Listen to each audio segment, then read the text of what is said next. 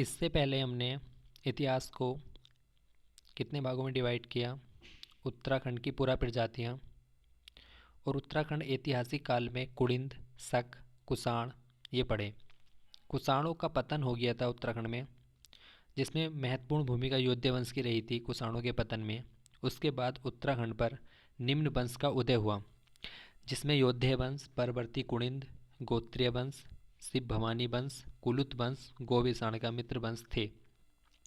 इनमें प्रमुख वंश के बारे में थोड़ा डिटेल से पढ़ते हैं। यौध्य वंश कुषाणों को कुचलने में मुख्य भूमिका रही। मुद्राएं जौनसार भावर कालों के डांडा से मिली।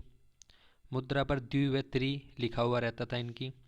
सिक्कों पर शूलधारी कार्तिकेय का चित्र मिलता था। दूसरा था गोत्रीय वंश। गोत्रीय वंश कालसी के आसपास इसने शासन किया। प्रतापी शासक था सीलवर्मन। बाढ़ वाला यज्ञ वेदिका का निर्माण सीलवर्मन ने किया। यमुना तट पर अश्वमेध यज्ञ भी सीलवर्मन ने कराया। उसके बाद अगला वंश था कुलुत वंश।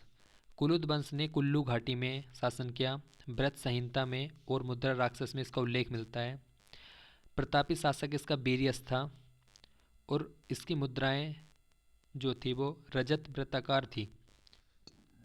उसके बाद मित्रवंश। मित्रवंश ने गोविषाण कांसीपुर पे शासन किया, जिसके दो राजा प्रमुख थे, एक तो मातमित्र और एक पृथ्वीमित्र। इसके दो प्रमुख राजा थे। उसके बाद कृतपुर राज्य था एक, जिसमें उत्तराखंड, हिमाचल प्रदेश और रोहिला क्षेत्र का भाग सम्मिलित था। इसके संस्थापक भी कुड़िंतों को माना जाता है और यह माना जाता है कि यह गुप्त साम्राज्य के अधीन था। कृतपुर राज्य की राजधानी जो थी वो कार्तिकेयपुर थी। गुप्त शासक स्कंद गुप्त के समय हुड़ों का आक्रमण हुआ था। उस समय स्कंद गुप्त के समय जब हुड़ों का आक्रमण हुआ तो हुड़ों ने कृतपुर राज्य पर भी आक्रमण किया था। कृतपुर राज्य पर किन किन वंशों ने शासन किया उसके बारे में एक बार डिटेल से देखते हैं। छगलेश वंश, इसके शिलालेख लाखामंडल से प्राप्त हुए हैं, जिनमें 7 राजाओं का उल्लेख था और उसका पहला राजा था जयदास। दूसरा वंश था यदुवंश, जिसका संस्थापक था सेन बर्मन। इसकी राजधानी सिंहपुर थी और इसके लेख लाखामंडल से मिले। राजकुमारी ईश्वरा के राजकुमारी ईश्वरा के जो शिलालेख मिले थे वो लाखामंडल से प्राप्त हुए थे, जिसमें 12 यदुवंश राजाओं का उल्लेख मिलता है।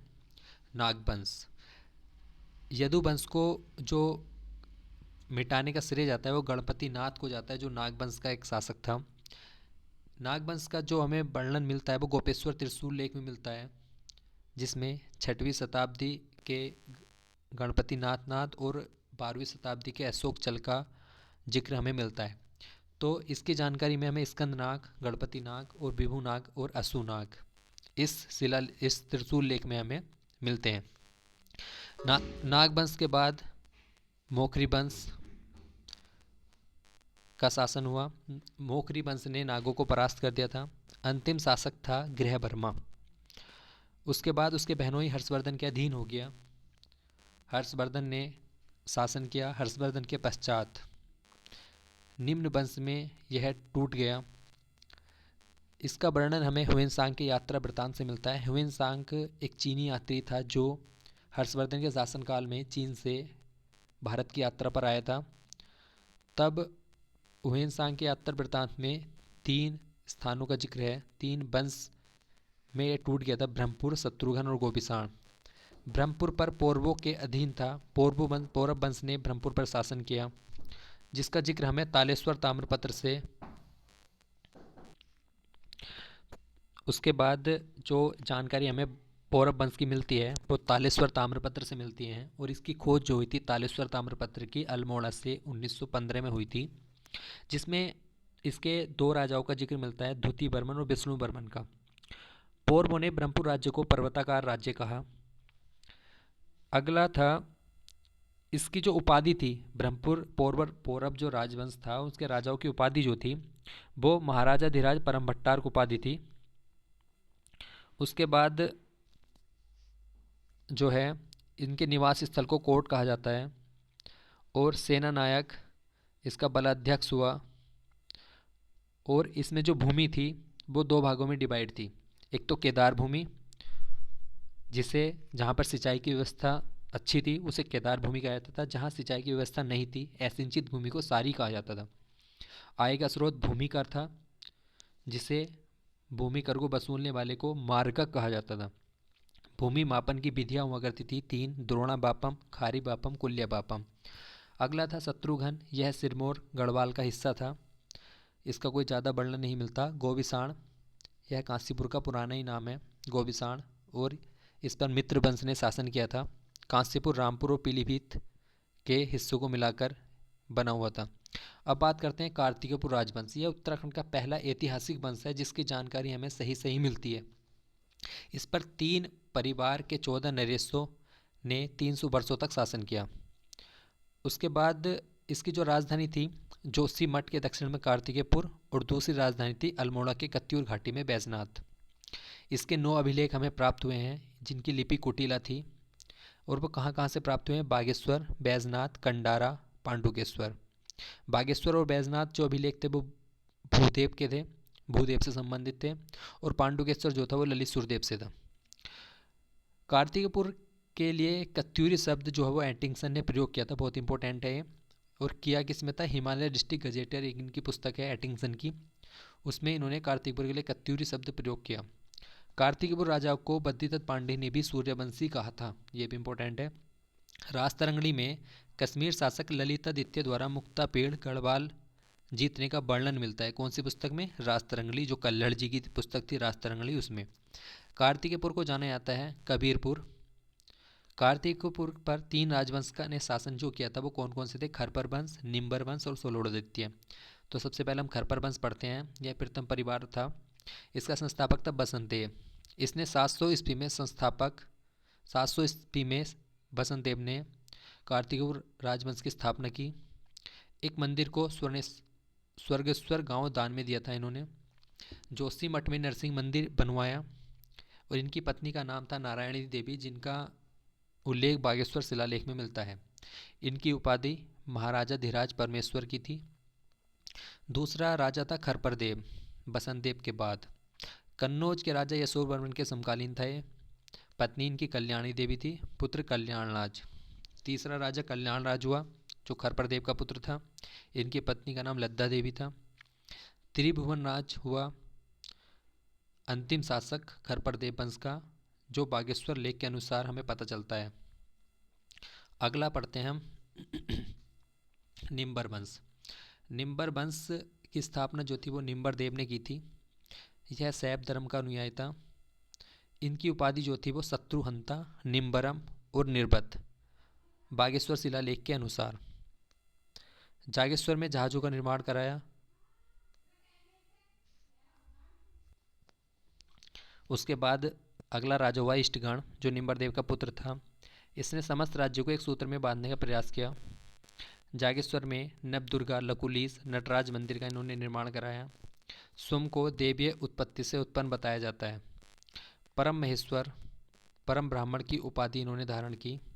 अगला राजा हुआ इष्टगण का पुत्र जो था ललित सुरदेव। इनकी जानकारी पांडुकेश्वर ताम्रपत्र से मिलती है, जिसमें इन्हें मग्न धरती के उद्धार बराहवतार के समान बताया गया है। सर्वाधिक ताम्रपत्र और सबसे प्रतापित शासक जो थे वो ललित सुरदेव थे। ललित सुरदेव के पुत्र जो थे भूदेव, इन्होंने बैजनाथ मंदिर का निर्माण कराया, और ये बौद्ध धर्म के विरोधी थे। बौद्ध श्रमण जो इनकी उपाधि थी। उसके बाद बात करते हैं हम अगला राजवंश सलोड़ादित्य राजवंश। इसकी कोई ज़्यादा डिटेल्स उत्तराखंड के इतिहास में है नहीं। संस्थापक इसके इच्छरदेव थे, और राजा जो है इसके देशदेव, पद्मदेव और सुभिक्ष राजदेव। कार्तिकेयपुर का वंश का जो अंतिम शासक था वो सुभिक्ष राजदेव था। बहुत इंपॉर्टेंट क्वेश्चन है। कार्तिकेयपुर राजवंश के बाद जो था वो निम्न शाखा में टूट गया। कौन कौन सी शाखा थी? कत्यूरी बैजनाथ शाखा, पाली पंछाऊ, अस्कोट शाखा, डोटी शाखा, सीरा शाखा। सबसे इंपॉर्टेंट कत्यूरी बैजनाथ शाखा है, जिस पर आसंती देव ने आसंती देव राजवंश की स्थापना की। इसकी प्रथम राजधानी जोशीमठ थी, दूसरी रणचूला कोट थी। उसके बाद लोक गाथाओं के अनुसार जिया रानी का जिक्र मिलता है। जिया रानी का जो पति थे वो पीतम देव थे, जिन्होंने पिथौरागढ़ की स्थापना की थी, और इनको पिथौरा शाही भी कहा जाता है। जिया रानी के पुत्र का नाम धामदेव था। जिनको दुला शाही के नाम से भी जाना जाता है। इनके 2 पुत्र मालू शाही और लाड़म शाही थे। धामदेव के बाद लोक गाथा में ब्रह्मदेव का जिक्र आता है, जिन्होंने लोहाघाट में सुई राज्य की स्थापना की थी और यह कत्यूरी वंश का अंतिम शासक था। इसने अपनी पुत्री का विवाह सोमचंद से किया था और कोतवाल दहेज छावनी जो है वो दहेज में दी थी। वहीं पर सोमचंद ने चंद्रवंश की स्थापना की थी। अन्य वंशों के बारे में जान लेते हैं। अस्कोट सागा पर रजबार वंश में पाल वंश की स्थापना हुई, जिसका संस्थापक नागमल था। नागमल ने चंद शासक जो था रतन चंद, उसके समय विद्रोह किया था। अब डोटी शाखा और सीरा शाखा में भी नेपाल के जो मल राजा हुआ करते थे उन्होंने शासन किया। संस्थापक जो था वो वामदेव था और इसकी राजधानी थी चंपा। राजा को रैका कहा जाता था और ये चंदों के समकालीन थे। जैसे वामदेव, जयमल, जेब कुछ राजा हुए जो चंदों के समकालीन थे। अब कुछ शब्दावली है जो हम बहुत इंपॉर्टेंट शब्दावली है जो एग्जाम की दृष्टि से। राजा मात्य किसे कहा जाता था? कुषाण काल में राजा को सलाह देने वाला अधिकारी राजा मात्य कहलाता था। महाप्रतिहार, राज परिवार की रक्षा करने वाले को महाप्रतिहार कहते थे। महामनुष्य या मुकद्दम, हर गांव में राजा की ओर से एक अधिकारी नियुक्त किया जाता था जिसे महामनुष्य या मुकद्दम कहा जाता था। अमात्य, कत्यूरी काल में सर्वोच्च प्रशासनिक अधिकारी होता था। गंगोली हाट की स्थापना ललित सुरदेव के पुत्र सुजान देव ने की थी। गंगोली हाट में एक बृहद भुवनेश्वर मंदिर है जिसकी स्थापना आसंती देव की पत्नी सुभद्रा देवी ने की। कत्यूरी मंत्री परिषद का उल्लेख पांडुकेश्वर ताम्रपत्र में मिलता है। रानी बाग और रानी खेत की स्थापना जिया रानी ने की। कुछ और शब्दावली है। प्रमवतार, बहुत इंपॉर्टेंट है ये। भूमि मापने वाले अधिकारी को प्रमवतार कहा जाता है। उपचारिक, भूमि अभिलेखों का अध्ययन जो करता है उपचारिक कहलाता है। भोगपति या सोलकिक, कर वसूलने वाले अधिकारी को कहते हैं। मज्जी, हत्याधिकृत किशोर बच्चा गो, यह पशु जानवरों की देखरेख करने वाला होता था। भाट चाट, जनता से कुली बेकार लेते थे। खंडपति, खनिज वनों की रक्षा करते थे। और करीका जो होते थे राज्य का मुख्य मिस्त्री होता था। तो ये हमारी सेकंड वीडियो थी। अब अगली वीडियो में हम चंद और पवार वंश एक साथ डिफाइन करेंगे, एक साथ हम उनको उल्लेख करेंगे। धन्यवाद।